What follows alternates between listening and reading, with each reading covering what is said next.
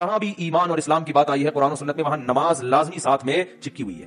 تو اس لیے آپ کو نماز تو پڑھنی ہی پڑھنی ہے، اس میں تو نو کا آپشن ہے ہی نہیں. یہ ثابت کرنے کے لیے ہم کیا ہیں؟ مسلم ہیں، مرد کو بھی عورت کو بھی. اور یہ صرف بر صغیر میں ہے. اتنی ملیشیا میں ہم نے دیکھا وہاں مسجدیں بھری ہوتی ہیں، سب نماز پڑھتے ہیں، خواتین بھی پڑھتی ہیں، ساری اسکارف لٹکے ہوئے ہوتے ہیں. وہاں بے شک اس کا جاب کر رہی ہے، ہوٹل میں کچھ بھی کر رہی ہے، نماز کے ٹائم پہ عورت بھی آئے گی مسجد میں اسکارف پہنے گی، پھر وہی اسکارف نکال کے بھی چلی جاتی ہے. ٹھیک ہے، ہمارے ٹوپی کی بھی ہوتی ہے نا. افغانستان میں سب نماز پڑھتے ہیں، سعودی عرب میں سب نماز پڑھتے ہیں، دبئی میں عرب کے کیسے کیسے عیاش ہیں، نماز کے ٹائم پہ سارے ایسے لگے ہوئے جیسے تھوڑا نہیں دنیا میں کوئی ہے ہی نہیں. بادشاہ نماز پڑھتے ہیں، وزیر نماز پڑھتے ہیں. ہمارے یہاں ایک بہت بڑی لعنت ہے کہ ہوگا مسلمان اور اپنے آپ کو مسلمان بھی کہتا ہے، نماز کے وقت میں غائب. تو اس لیے امام احمد ابن حنبل جو بہت بڑے مجتہد ہیں، ان کا یہ فتویٰ ہے کہ ایک نماز بھی جو جان بوجھ کر چھوڑ دے گا اسلام سے خارج ہو جائے گا. اگرچہ جمہور کا یہ فتویٰ ہے کہ خارج نہیں ہوتا، کفر کے قریب ہو جاتا ہے وہ، لیکن امام احمد بن حنبل کی کوئی کم حیثیت تو نہیں ہے. سعودی عرب میں انہی کو فالو کیا جاتا ہے. شیخ بن باز، شیخ صالح العثیمین سعودیہ کے مفتی اعظم رہے ہیں. ان کا فتویٰ اب تک چلو یہی آ رہا ہے کہ ایک آدمی اگر فجر کی نماز کے لیے الارم نہیں لگاتا، اس نے صبح 8 بجے آفس جانا ہے، رات کو سویا صبح 8 بجے کا الارم لگا کے، تو یعنی اس نے پکا ارادہ کیا ہوا کہ میں نے فجر میں نہیں اٹھ رہا. ایک تو تھا نا آنکھ کھلی نہیں، ارادہ تو تھا نہیں کھلی آنکھ، پکا ارادہ کیا ہوا. انہوں نے کہا یہ اسی وقت مرتد ہو جائے گا، کیونکہ اس نے پکا ارادہ کر لیا نماز کے قضا کرنے کا، پکا ارادہ. وہ یہاں تک ان کا فتویٰ ہے کہ مرتد ہو جائے گا. اس کو اگر توبہ نہیں کرتا اور توبہ کا اعلان نہیں کرتا باقاعدہ، تو اس کو مسلمانوں کے قبرستان میں دفن کرنا بھی جائز بولو نہیں ہے. اس کا نکاح بھی ٹوٹ گیا. اگرچہ جمہور اس کو نہیں مانتے، لیکن امام احمد بن حنبل کی بھی تو ایک بڑی ویلیو ہے نا، اور عبداللہ بن مسعود کی بھی کم ویلیو نہیں. وہ فرماتے ہیں ہم نبی کے دور میں کسی بھی جرم کو یہ نہیں سمجھتے تھے کہ انسان کافر ہو جاتا ہے، نماز کو ہم یہ سمجھتے تھے کہ کوئی چھوڑ دے تو اسلام سے خارج ہو جاتا ہے. اس لیے عرب میں شراب پینے والا بھی نماز پڑھتا ہے، کیونکہ مسلمان میں بہرحال کچھ بھی ہو اسلام کا نام اپنے آپ سے ہٹانا پسند نہیں کرتا. اور آج ہم نے دیکھا ہے مسجدوں کے ساتھ گھر ہیں، نماز کے لیے نہیں آ رہے. اور سفر میں تو نمازیوں کو دیکھا ہے نمازیں چھوڑتے ہوئے. ذرا آج کل پیپر ہے تو یہ چھوڑ دو نماز. بھائی پیپر میں نماز چھوڑنا کہاں سے جائز ہو گیا؟ جاب میں باس کی طرف سے اجازت نہیں ہے، اجازت نہیں ہے آپ چھپ کے نماز پڑھیں، آپ کہیں کرسیوں کے پیچھے چھپ جائیں، کہیں بھی کریں. میں تو یہاں تک میں نے لوگوں کو مشورہ دیا، بعض جو غیر مسلم کنٹریز میں لوگ وہ کر رہے ہیں نا، جاب کر رہے ہیں باس کی طرف سے بعض جگہوں میں، ورنہ وہاں پرمیشن ہوتی ہے، اجازت نہیں ہے. تو میں ان سے کہتا ہوں بھائی کہیں بھی چھپ کے چلے جاؤ، کچھ بھی کرو، اگر نہیں پرمیشن ملتی، چھپ کے بھی نہیں پڑھ سکتے تو جاب چھوڑ دو. بس جاب کیا کرو، چھوڑ دو. جاب نہیں، جاب جائز نہیں آپ کے لیے. فرض نماز تو پڑھنی پڑے گی، آپ جاب ہی نہیں کر سکتے. آپ کہیں بھی جاؤ، کہتے کہاں جا کے، میں بھائی واش روم میں پڑھ لو، واش روم میں پڑھ لو. واش روم کا مطلب یہ نہیں کہ وہ فلش کے اوپر، وہ تو جگہ کا پاک ہونا ضروری ہے نا. انتہائی آخری درجہ یہ ہے کوئی مسلح رکھو اپنے ساتھ تاکہ جگہ پاک ہو. یا ایسا نہیں کہ واش روم میں نماز پڑھنا شروع کر دیں، حرام ہے ناجائز ہے واش روم میں نماز پڑھنا. لیکن اگر کوئی صورت نہیں بنتی، کچھ بھی نہیں ہے، جائے نماز لے جاؤ بھائی چھپ کے، جہاں نہاتے ہیں نا جس جگہ پہ، اس جگہ مسلح بچھا کے نماز پڑھ لو. ٹرینوں میں نماز نہیں چھوڑ سکتے آپ. میں تو کوئی زیادہ نیک آدمی نہیں ہوں، لیکن ایک دو واقعات میں لوگوں کو صرف موٹیویٹ کرنے کے لیے. ایک دفعہ ہم بھاولپور سے چڑھے ٹرین میں. جب میں ٹرین میں چڑھا ہوں بھاولپور سے، تو فجر کی نماز کا ٹائم ہو رہا تھا اور رش اتنا تھا. حاجیوں کی اس وقت فلائٹیں بہت جا رہی تھی، کراچی سے ہی جاتی تھی، ملتان ایئرپورٹ نہیں بنا تھا اس وقت. تو اتنا رش تھا کہ جیسے ہی ہم ٹرین میں چڑھے ہیں تو اب پتہ چل گیا کہ بس ایسے بالکل سیدھے، جگہ ہی نہیں، رش اتنا زیادہ. اور فجر کی نماز وضو میں نے پہلے کر لیا تھا احتیاطاً.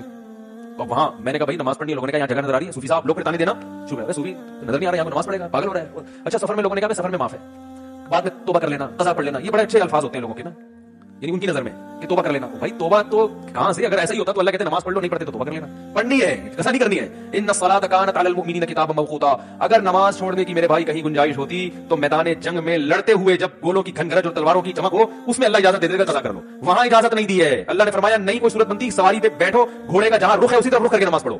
وہاں اجازت نہیں دی. اور آگے اللہ نے اس کی وجہ بیان کی ہے کہ میں اس لیے کہہ رہا ہوں یہاں پڑھنی ہے کہ نماز صرف پڑھنے کا حکم نہیں ہے. ان الصلاۃ کانت علی المؤمنین کتابا موقوتا. نماز مومنین پر مقررہ اوقات میں فرض ہے. یہ اس لیے جواب دیا کہ آپ کہہ سکتے تھے اللہ جب جنگ ختم ہو جائے گی پھر پڑھ لیں گے نا آرام سے خوش و خضوع کے ساتھ. ابھی جنگ ہو رہی ہے، اللہ بھی کیا جب جنگ ختم ہو جائے قضا پڑھ لیں گے، بعد میں ٹائم گزر جائے گا، پھر بہت ڈبل سجدہ کریں گے، ہم بہت لمبے لمبے قیام کریں گے. اللہ فرماتے ہیں نماز مقررہ اوقات میں فرض ہے. وہ ٹائم گزر جائے گا اگر جنگ ختم ہونے کا انتظار کرو گے. بہت مشکل ہے بھائی، نہیں آ رہی سمجھ میں تو جیسے زندگی فرشتے بہت اچھی طرح سے اردو میں بھی سمجھا دیں گے قبر میں.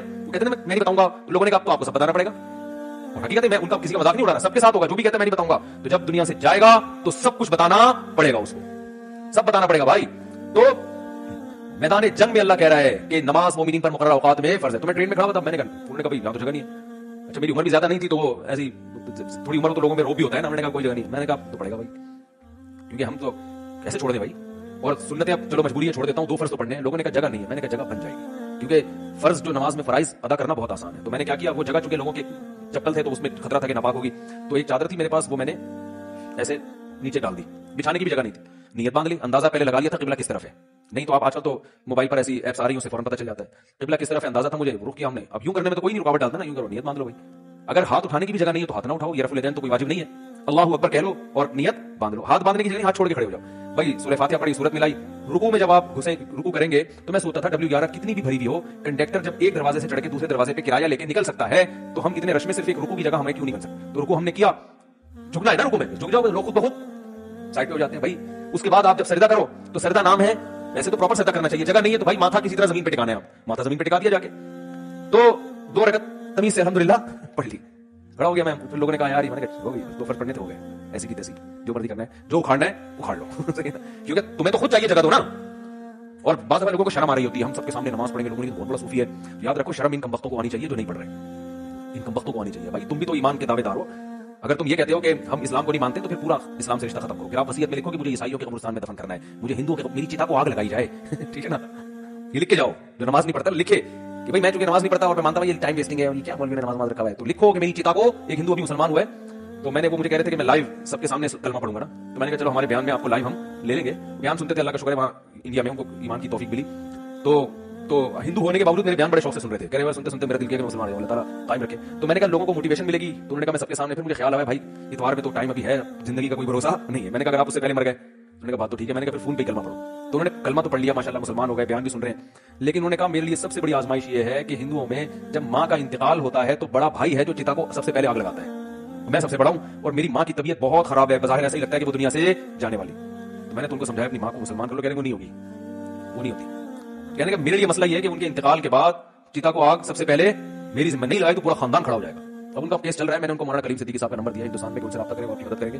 तो हिंदू तो चिता को आग लगाते हैं भाई जो नमाज नहीं पढ़ते। तो आप भी अगर नहीं मानते नमाज को, जो ज्यादातर ये फवाद चौधरी माजरत के साथ इस तरह के लोग बार बार उलमा को बड़ा कह रहे होते हैं ना, इनको आप वसीयत लिखो कि मेरे मरने के बाद कोई मौलवी मेरे जनाजे के करीब नहीं आएगा, मेरी नमाज जनाजा कोई मौलवी नहीं पढ़ाएगा। तो ये जब फिर मौलवी से अगर आपने दस्तबरदारी का ऐलान करना है तो फिर पूरा मौलवी लेस हो जाओ आप, सही है ना।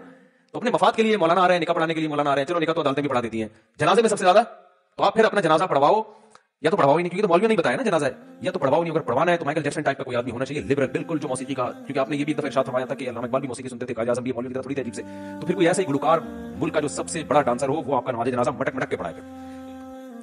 अल्लाह से दुआ करो भाई नमाज से अल्लाह हमारा रिश्ता कायम कर दे। तो आजान पर अभी बयान बाकी है कि इतनी अल्लाह को ये इबादत पसंद है ना कि पैदा होती ही अल्लाह कान में अजान कहलवा देते हैं।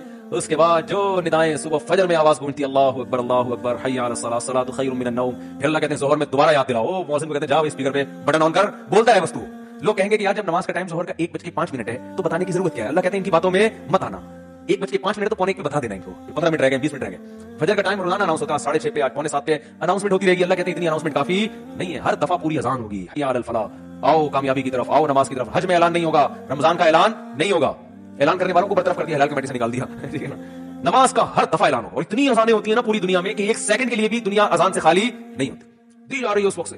तो ये इसलिए कि अल्लाह की नजर में इसकी अहमियत और वैल्यू बहुत ज्यादा। अल्लाह कहेगा अभी इस मौज़िन को कहा सिर्फ इनको सुनाओ, जबरदस्ती किसी को लेके नहीं आओ मस्जिद में, अभी जबरदस्ती का टाइम नहीं है, अभी हिसाब किताब का टाइम नहीं है। तुमने हय्या अला सलाह हय्या अल फलाह कह दिया, अल्लाह की किबरियाई बयान कर दी, इनकी मर्जी आए ना आए, तुम घर तक थोड़ी जाओगे बेल बजा के, भाई मैंने तो हय्या अला सलाह को समझ में नहीं आएगा, इंग्लिश में बताऊं मैं तुम्हें, ना मौज़िन के लिए जाना क्या है नाजायज। उलमा ने लिखा है कि जब अजान हो जाए ना तो किसी और तरह से दावत देना जायज नहीं है, क्योंकि अल्लाह की दावत कंप्लीट दावत है। अब आप अक्ल तरीके से माइक भूपू हाथ में लेके लोगों को बुलाने, जैसे बात जगह हमने देखा मस्जिदों में अजान हो जाती है, फिर एक उर्दू में अजान शुरू हो जाती है, हज़रात अजान हो गई है मस्जिद में, इतने टाइम है आपको बताया, आप आ जाए, मरना एक दिन उठना है, वो पूरा प्रोग्राम शुरू हो जाता है ना। चलो जिंदगी में कभी एक आध दफा हो जाए तो गलत बात है, लेकिन मुस्तकिल बुनियादों पर भी बात मस्जिद में हो रहा है हमारे, छोड़ो रहने दो। तो इसलिए उन्होंने कहा अल्लाह ने प्रॉपर रखी इसलिए कि दोबारा किसी और दावत की जरूरत ना हो। तो अब अल्लाह कहते हैं आना या नहीं आना नहीं आ, ये हिसाब मैं आखिरत में लूंगा कि तू इतना ढीठ 1400 साल से फजाओं में हर नमाज के टाइम पे ये निदा गूंजती है, ना सर्दियों में इसमें नागा होता है, ना गर्मियों में नागा होता है, ना रातें लंबी हो तो नागा, ना रातें छोटी हो, हत्ता के सफर में भी अजान का हुक्म है, अजान का हो, फिर जंगल में अकेले नमाज पढ़ो अजान का हो, ये ऐसी अल्लाह को निदा पसंद है भाई, याद दहानी लाजमी कराओ। तो इसलिए भाई ये इस बार दावत अजान की अहमियत नहीं पता चलती, इससे नमाज की अहमियत पता चलती है।